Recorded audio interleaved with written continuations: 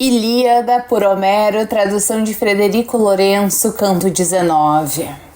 Das correntes do oceano, com seu manto de açafrão, surgiu a aurora, para trazer a luz aos deuses e aos homens. Tétis chegou às naus trazendo os presentes do deus.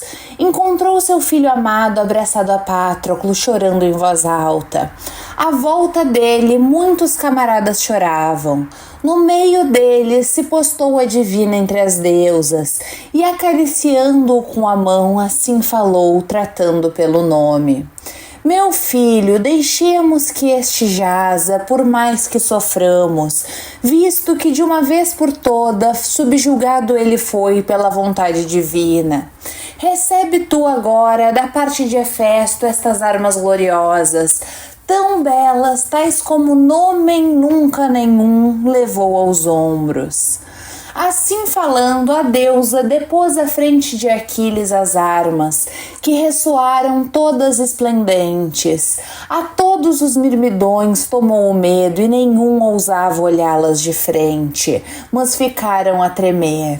Porém Aquiles, quando as viu, mais raiva sentiu, e os seus olhos lampejavam terríveis sobre as pálpebras, como se fossem labaredas, mas sentiu prazer de segurar nas mãos os presentes gloriosos do Deus. Depois que se deleitou no espírito ao olhar para seu esplendor, de imediato dirigiu à mãe palavras aladas. Minha mãe, as armas que o Deus ofereceu são claramente obra dos imortais. Homem algum conseguiria forjá-las. Agora então me armarei, mas estou terrivelmente receoso de que, entrando no corpo do valente filho de Menécio, entrem moscas pelas feridas infligidas pelo bronze e lacriem vermes, assim profanando o cadáver, pois dele foi chacinada a vida e toda a sua carne apodrecerá. Respondendo-lhe, assim falou Tétis, a deusa dos pés prateados. Filho, que tais coisas não te preocupem o espírito. Dele tentarei afastar as raças cruéis, as moscas que se alimentam de homens tombados em combate. Nem que ele aqui jaza um ano inteiro, sua carne sempre ficará salva, se não melhor ainda. Mas tu convoca para a assembleia os heróis aqueus e renuncia a cólera contra Agamenon, pastor do povo. Logo em seguida arma-te para a guerra e veste-te de força. Assim falando, concedeu-lhe a força de todas as audácias, e a Patroclo introduziu ambrosia e rubro néctar pelas narinas, para que a salvo ficasse sua carne. Ao longo da orla do mar caminhou o divino Aquiles, lançando um grito medonho, que acordou os heróis aqueus e até aqueles que outrora tinham o hábito de permanecer entre as naus, os que eram pilotos ou seguravam o leme das naus, ou que eram ucheiros nas naus, dispenseiros de comida, até esses vieram à assembleia, porque Aquiles aparecera, ele que havia muito desistira do combate doloroso. 2 escudeiros de Ares compareceram a cochear, o Tidida tenaz em combate, o divino Ulisses apoiados na lança, pois seus ferimentos eram graves. Dirigiram-se à assembleia e sentaram-se na primeira fila. O último a chegar foi Agamenon, soberano dos homens, também ferido. Pois a ele, em potente combate, ferira Col, filho de Antenor, com a lança de bronze. Ora, assim que se reuniram todos os aqueus, levantou-se e falou no meio deles Aquiles de pés velozes. Atrida, será que foi isso a melhor coisa para ambos? Para ti e para mim, quando cheios de dor no coração, em conflito devorador do ânimo, nos zangamos por causa de uma mulher? Quem me dera que nas naus Artemis a tivesse matado com uma seta no dia em que a tomei como presa depois de saquear Lirnesso. Não teriam sido tantos os aqueus a morder com os dentes a ampla terra sob mãos inimigas por causa da minha cólera. Para Heitor e para Troia é que isso foi favorável. Penso eu que muito tempo se lembrarão os aqueus do teu e do meu conflito, mas a estas coisas permitiremos o já terem sido, apesar da dor, refreando o coração no peito, porque a necessidade a tal obriga. É agora que vou parar a minha ira, pois não devo permanecer sempre inflexível, mas rapidamente chama para a guerra os aqueus de longos cabelos, para que eu saia contra os troianos e os ponha à prova, a ver se querem ficar de noite junto das naus. Mas penso que descaradamente quererá dobrar os joelhos quem fugir da guerra perseguido pela minha lança. Assim falou e exultaram os aqueus de belas Quinéimedes, porque sua cólera abandonaram o magnânimo Pelida. Entre eles falou então Agamenon, soberano dos homens, do próprio assento onde estava, sem se levantar no meio deles. Meus amigos, heróis Dánaos, escudeiros de Ares, é bonito ouvir quem fala de pé e não fica bem interromper. Difícil seria até para quem estivesse experiência. No meio da gritaria de muitos homens, como é que alguém pode ouvir ou falar? Prejudica-se limpio orador, embora seja. Ao Pelida declararei meu pensamento, mas vós, demais aqueus, deveríeis prestar atenção, que cada um fique sabendo o meu discurso. A miúde, de fato me disseram os aqueus essas palavras e muitas vezes me repreenderam. Só que não sou eu o culpado, mas Zeus e a Moira e a Erínia, que na escuridão caminha. Eles que na assembleia me lançaram no espírito a obnubilação selvagem, no dia em que eu próprio tirei o prêmio a Aquiles. Mas que poderia eu ter feito? É o Deus que tudo leva a seu termo, e a obnubilação é filha mais velha de Zeus, que a todos obnubila mortífera. Delicados são seus pés, pois não é no chão que caminha, mas na cabeça dos homens, prejudicando os seres humanos. Ora um, ora outro ela amarra. Outrora obnubilou Zeus, embora se digne entre os homens que ele é o melhor dos deuses. Mas também ele era, sendo fêmea, enganou com a congeminação de um logro, no dia em que Alquimena estava para dar à luz a força de Heracles em Tebas da linda coroa. Assim falou Zeus, ufano, no meio de todos os deuses.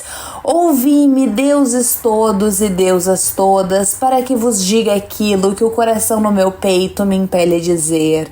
Nesse dia, Ilítia, deusa do parto, a luz trará um homem que será rei de todos quantos viverem à sua volta. Da raça dos homens, cuja origem vem do meu próprio sangue.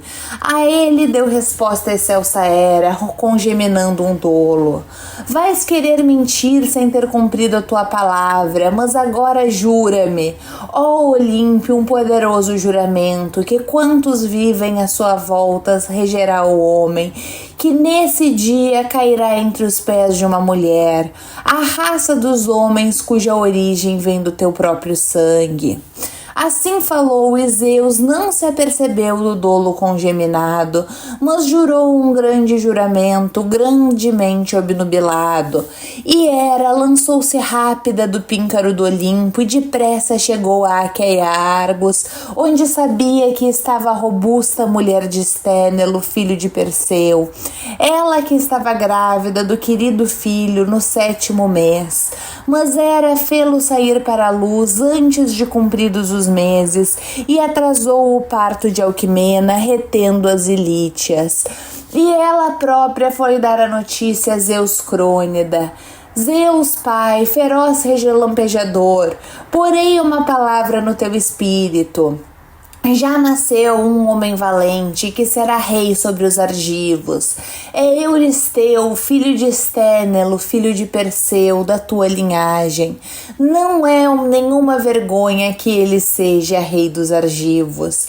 Assim falou, e uma dor aguda lhe atingiu o fundo do espírito, e logo agarrou na obnubilação pela cabeça de cabelos gordurentos, enraivecido no seu espírito, e jurou um juramento grandioso, que nunca mais ao Olimpo e ao céu cheio de astros de novo regressaria a obnubilação que a todos obnubila. Assim dizendo, rodopiou com ela na mão e lançou-a do céu cheio de astros, e depressa ela chegou aos campos dos homens. Por causa dela sempre gemia quando via o seu filho amado preso na labutação vergonhosa dos trabalhos de Euristeu. Do mesmo modo eu, quando o alto Heitor do elmo faiscante chacinava os argivos junto da popa das naus, não pude esquecer-me da obnubilação que primeiro me obnubilou. Mas visto que fiquei obnubilado e Zeus me tirou o juízo, quero repor tudo de novo e oferecer incontável indenização. Levanta-te para combater e incita as outras hostes.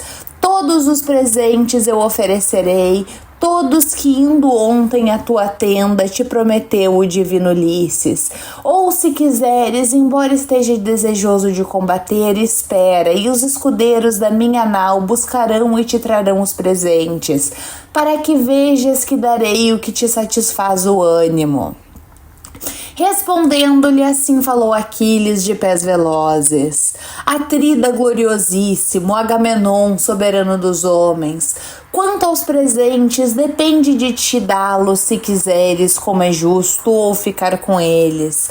Mas agora lembremo-nos rapidamente do combate, não interessa estarmos aqui falando ou perdendo tempo, pois uma grande façanha está ainda por fazer, para de novo Aquiles seja visto entre os dianteiros, desbaratando as falanges dos troianos com a lança de bronze, que assim combata, lembrando cada um de vós contra um homem. Respondendo-lhe assim falou o astucioso Ulisses: Assim não, por mais valente que sejas, ó divino Aquiles, não incite os filhos dos aqueus a combater em jejum os troianos contra Ílion, visto que de pouca duração não será a batalha, quando se imiscuírem as falanges dos homens e o Deus insuflar a força a cada lado. Mas ordena aos aqueus que façam uma refeição junto das naus, com comida e bebida, pois aí reside a força e coragem. É que não há homem que todo dia até o pôr do sol consiga combater em abstinência de alimento, embora no coração esteja ávido de combater. Despercebidamente vão-lhe pesando os membros, atinge-o a sede e a fome, e os joelhos desfalecem quando anda. Por outro lado, aquele que saciado de vinho e comida combate todo dia contra homens inimigos. Audaz é o coração no peito e os membros não se cansam antes que todos se retirem da batalha. Dispersa, portanto, a assembleia e dá ordem para que se prepare a refeição e que os presentes de Agamenon, soberano dos homens, sejam trazidos para o meio da ágora, para que todos os aqueus os vejam com os olhos e para que tu te regozijes no coração. E que ele se levante e jure um juramento no meio dos argivos, que nunca com ela foi para a cama e nem a ela se uniu, como é norma, ó soberano, entre homens e mulheres. Que o coração esteja apaziguado no teu peito, em seguida que ele te aplaque na tenda com um rico festim, para que nada te falte daquilo que tens direito. Atrida, para com outro serás tu doravante mais justo, pois não é censurável um rei procurar aplacar outro homem quando foi ele a iniciar a desavença. A ele deu resposta Agamenon, soberano dos homens: Alegro-me, ó filho de Laertes, de ouvir as tuas palavras. Tudo apresentaste e disseste na medida certa. Pela minha parte, quero jurar essas coisas, é o coração que me obriga. E perjuro não serei perante o Deus. Porém que Aquiles aqui permaneça, ávido embora esteja de combater. Permanecei também todos vós juntos, até que os presentes venham da minha tenda e façamos os juramentos com sacrifício. A ti próprio dou essa incumbência e essa ordem. Escolhe os mancebos, príncipes de todos os aqueus, que tragam os presentes da minha nau.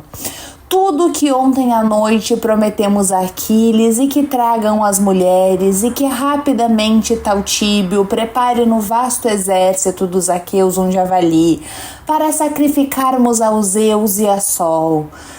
Respondendo-lhe, assim falou Aquiles de pés velozes: Atrida gloriosíssimo, Agamenon, soberano dos homens, noutra altura seria melhor que com tais coisas vos ocupasseis. Quando surgir entre nós na guerra alguma pausa para respirar, e a fúria no meu peito não seja assim tão grande. Agora jazem mutilados aqueles a quem subjugou Heitor Priamida, quando Zeus lhe outorgou a glória. E vós dois insistis na comida. Na verdade, pela minha parte, ordenaria agora os filhos dos aqueus que combatessem em jejum e abstinência, e na hora do pôr do sol organizassem um grande banquete, depois de termos vingado a vergonha. Antes disso, pela minha garganta abaixo não passarão bebida ou comida, estando morto meu companheiro, que jaz na minha tenda, mutilado pelo bronze afiado, com os pés voltados para a porta, e a sua volta os camaradas choram. Por isso, não são essas coisas que me interessam, mas o morticínio, o sangue, os doridos gemidos de homens. Respondendo-lhe, assim falou o astucioso Ulisses: Ó Aquiles, filho de Peleu, de longe o mais valente dos aqueus, melhor és tu que eu, e não pouco mais forte com a lança, mas no raciocínio eu estou muito à tua frente, visto que sou mais velho e sei mais coisas. Por isso que aguente teu coração ouvir as minhas palavras. Aos homens chega rapidamente a saciedade da luta, da qual o bronze deita ao chão maior quantidade de palha. Embora seja exígua a ceifa, quando Deus inclina a balança, ele que dos homens é o despenseiro da guerra. Com a barriga que não há meio de os aqueus lamentarem um cadáver, pois muitos tombam uns após os outros todos os dias. Quem respiraria de alívio perante tal trabalho? Compete-nos sepultar aquele que morreu, de coração inflexível, chorando só naquele dia.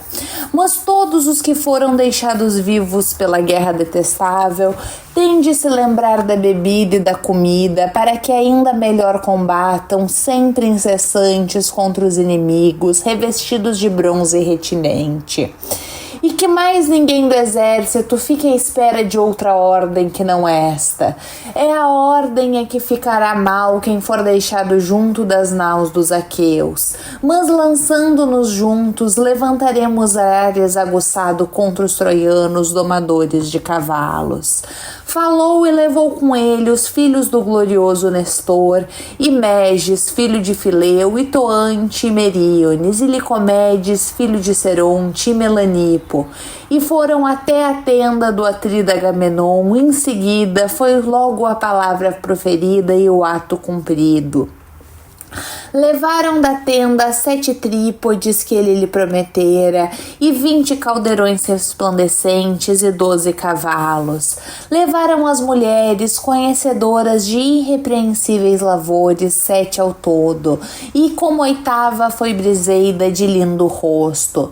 Depois de ter medido 10 talentos de ouro, Ulisses partiu à frente, com ele os outros mancebos dos aqueus com os presentes. Colocaram-nos no meio da ágora e Agamenon levantou-se. Taltíbio, cuja voz a de um deus se assemelhava, pôs-se de pé junto do pastor do povo e segurou um javali com as mãos. Acercou-se o Atrida e tirou com a mão a adaga que pendia sempre junto à bainha da espada. E cortando cerdas ao javali, levantou as mãos a Zeus e rezou. Todos os argivos estavam sentados em silêncio, como é devido, e prestar ouvidos ao rei. Rezando assim disse, olhando para o vasto céu: que saiba Zeus, antes de tudo, mais sublime e melhor dos deuses, e a terra e o sol e as eríneas, que debaixo da terra se vingam dos homens que juram juramentos falsos, que eu não pus a mão na donzela Briseida, nem para me unir a ela na cama, nem por outra razão, mas que permaneceu honrada na minha tenda, e se alguma parte desse juramento for falsa, que os deuses me deem muitos sofrimentos dos que se dão aos perjuros. Falou e com o bronze renitente degolou o javali, e Taltíbio, rodopiando com o corpo, atirou-o ao mar cinzento, como comida para os peixes. Aquiles assim falou entre os belicosos argivos: Zeus Pai, grande é a obnubilação que dás aos homens. Nunca no coração, no peito, teria o Atrida suscitado a raiva, nem levado a donzela teimoso à minha revelia. Mas porventura que Zeus, que a muitos aqueus sobrevivesse à morte. Ide agora para a refeição, para que nos juntemos na luta. Assim falou, dissolvendo rapidamente a assembleia. Os outros se dispensaram, cada um para sua nau, mas os magnânimos mirmidões atarefaram-se com os dons e levaram-nos para a nau do divino Aquiles. Depuseram-nos nas tendas e lá deixaram as mulheres, e os ágeis escudeiros levaram os cavalos para a pastagem. Porém Briseida, cuja beleza igualava a da dourada Afrodite, quando viu Patroclo golpeado pelo bronze afiado, abraçou-o com um grito ululante, com as mãos lacerou os seus peitos e o pescoço macio e o lindo rosto.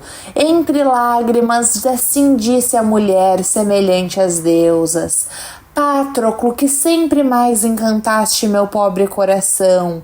Vivo te deixei quando parti dessa tenda, mas agora encontro-te morto. Ó condutor de homens ao meu regresso. Desse modo, sempre para mim o mal se segue ao mal. O marido a quem meu pai e minha excelsa mãe me deram, viu à frente da cidade, golpeado pelo bronze afiado, e meus 3 irmãos que minha mãe dera à luz, irmãos adorados, todos eles encontraram o dia da morte. Mas tu não me deixaste quando Aquiles veloz matou o meu marido e saqueou a cidade do divino Minis. Não me deixaste chorar, mas prometeste que me farias a esposa legítima do divino Aquiles, e que ele me levaria nas naus para Fitia, para a festa nupcial dos mirmidões. Morto te choro sem cessar, tu que foste sempre tão brando. Assim falou chorando, e as mulheres também se lamentaram por causa de Patroclo, mas cada uma chorava suas tristezas. Reuniram-se em torno de Aquiles os anciãos dos aqueus, suplicando-lhe que se alimentasse, mas esse recusou-se gemendo. Suplico-vos, se é que algum dos meus amigos me quer obedecer, que não me convençais a saciar o meu espírito com comida e bebida, visto que terrível é a dor que me sobreveio. Assim permanecerei e aguentarei até o pôr do sol. Assim falando, mandou embora os outros reis, mas ficaram os 2 Atridas e o divino Ulisses, e Nestor e Idomeneu e o velho cocheiro Fênix, consolando-o na sua dor intensa, mas seu espírito nada consolava, antes que entrasse na boca da guerra sangrenta. Com a rememoração muito suspirou e assim disse: Outrora, ó vítima do destino e mais amado dos companheiros, também preparavas tu próprio uma refeição na tenda, de modo rápido e despachado, quando os aqueus se apressavam a levar a guerra lacrimosa contra os troianos domadores de cavalos. Mas agora jazes aqui golpeado e meu coração recusa a comida e a bebida, embora estes amigos aqui estejam por saudade de ti. Nada de pior poderia eu sofrer, mesmo que viessem dizer que morreu meu pai, que está agora na fitia, chorando fartas lágrimas por precisar desse filho. Ao passo que estou entre um povo estrangeiro e combato os troianos por causa de Helena arrebatada. Nem que fosse meu filho amado, que em Ésquiro é criado, se é que ainda vive o divino Neoptólemo. É que antes eu sentiria esperança no coração de sozinho morrer longe de Argos, apacentadora de cavalos, aqui em Troia, enquanto tu regressarias a Fitia, para que na escura nau fosses buscar meu filho a Ésquiro e que lhe mostrasse tudo o que me pertence, os meus haveres, os meus servos e o alto palácio. Agora estou convencido de que Peleu ou morreu ou se lhe resta algum sopro de vida e está atormentado pela detestável velhice, sempre à espera de notícias funestas a meu respeito, quando souber que morri.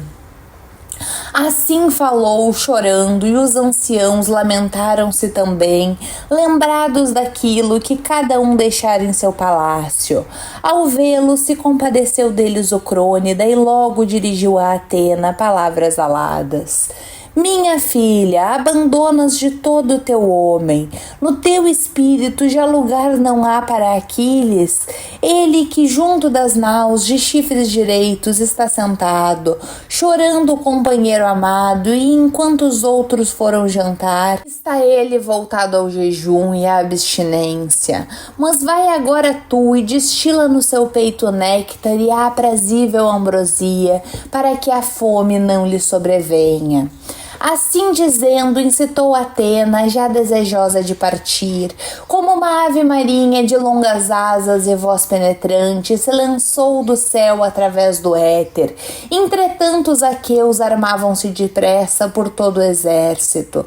Porém ela, no peito de Aquiles, destilou néctar e a aprazível ambrosia, para que a fome desagradável não lhe sobreviesse aos membros. Ela própria partiu para o palácio robusto de seu pai poderoso, enquanto os aqueus entornavam das naus velozes.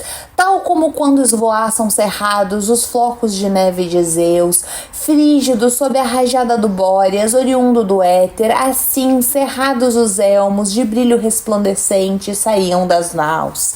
E os escudos ornados de bossas, e as maciças coraças, e as lanças de freixo. O fulgor chegou ao céu e toda a terra sorriu. Devido ao brilho do bronze, surgiu um estampido dos pés dos homens, e no meio dele se armou o divino Aquiles. Rangiu os dentes e ambos os olhos brilhavam como labaredas de fogo, e no coração entrou uma dor impossível de suportar. Furibundo contra os troianos, envergou os dons do deus, que Hefesto fabricara com seu esforço. Primeiro protegeu as pernas com as belas quinêmides, adornadas de prata na parte ajustada ao tornozelo. Em segundo lugar, protegeu o peito com a coraça. Aos ombros pôs uma espada de bronze com adereços prateados, em seguida o escudo, possante e resistente, agarrou cujo brilho se espalhava ao longe como o da lua. Tal como quando aos marinheiros aparece a chama do fogo ardente que arde no alto de uma montanha, num ermo redil, mas as rajadas à sua volta os levam sobre o mar piscoso, para longe dos que lhes são queridos. Assim, do escudo de Aquiles a chama chegou ao céu. Escudo belo e bem trabalhado, pegando no elmo pesado, posicionou-o na cabeça, brilhou como uma estrela o elmo, com crinas de cavalo, e à sua volta se agitavam os penachos, dourados que Hefesto colocara cerrados em volta do elmo. Experimentou-se então então a si próprio nas armas o divino Aquiles. A ver se lhe serviam e se as ágeis se mexiam seus membros gloriosos. Como asas lhe serviam as armas, levantaram o pastor do povo. De estojo em forma de flauta, tirou a lança paterna, pesada, impotente, enorme. Nenhum outro dos aqueus a conseguia brandir, só Aquiles sabia como brandir. A lança de freixo do Pélion, que a seu pai dera Quiron, do píncaro do Pélion para a carnificina dos heróis. Automedonte e Alcimo apressaram-se a atrelar os cavalos, puseram-lhe as belas correias e os freios, lhes lançaram nas mandíbulas e esticaram as rédeas. Atrás do carro articulado, agarrou com a mão no luzente, chicote que bem se lhe ajustava e saltou para o carro. Automedonte, por trás subiu Aquiles armado, refulgente nas suas armas como luzente Hiperion. Com um grito medonho se dirigiu aos cavalos de seus pais. Chanto e Balho, famigerados filhos do Podarga, de outra maneira pensai em trazer salvo o vosso cocheiro para cada chusma dos Dânaos quando saciarmos da guerra. E não o deixeis lá morto como fizeste com Patroclo. Respondendo-lhe debaixo do jugo, o cavalo de céleres patas, Chanto de repente baixar a cabeça em torno da crina caía, solta da coleira junto do jugo até tocar no chão. De falo dotar a deusa Hera de alvos braços. Pois dessa vez te salvaremos, ó possante Aquiles, mas perto está já o dia em que morrerás. Culpados não seremos nós, mas um Deus poderoso e o fado tremendo. Não foi por causa da nossa lentidão ou preguiça que os troianos conseguiram arrancar as armas de Patroclo. Foi o melhor dos deuses a quem Leto deu a luz, que o matou entre os dianteiros, dando glória a Heitor. Pela nossa parte correríamos com o sopro do Zéfiro, que segundo o que se diz é o mais veloz dos ventos. A ti está fadado que por um deus e por um homem sejas a força subjugado. Depois que assim falou, as eríneas privaram-no da fala. Muito agitado, lhe respondeu então Aquiles de pés velozes: Chanto, por que predizes a minha morte? Não é preciso. Eu próprio bem sei que é o meu destino aqui morrer, longe de meu amado pai e de minha mãe, mas nem assim desistirei antes que da guerra tenha eu fartado os troianos. Falou e com um grito conduziu os corcéis de casco não fendido. Fim do canto número 19, retorno assim que possível com o canto número 20.